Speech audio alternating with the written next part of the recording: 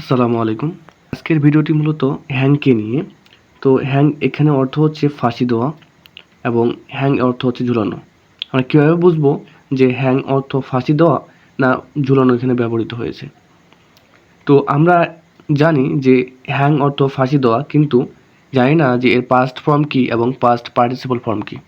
Hang অর্থ যে ফাঁসি দেওয়া, এর পাস্ট ফর্ম হচ্ছে হ্যাংড, ইডি যুক্ত হবে, এবং V3 হচ্ছে হ্যাংড, যেটার অর্থ হচ্ছে ফাঁসি দেওয়া।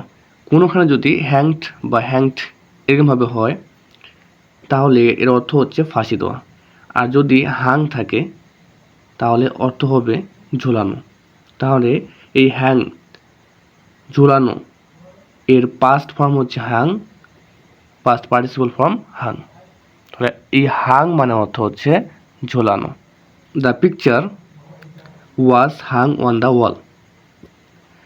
পিকচারটি ওয়ালে ঝুলিয়ে রাখা হলো। হি ওয়াজ হ্যাংড ফর মার্ডার। তাকে হত্যার জন্য ফাঁসি দেওয়া হলো।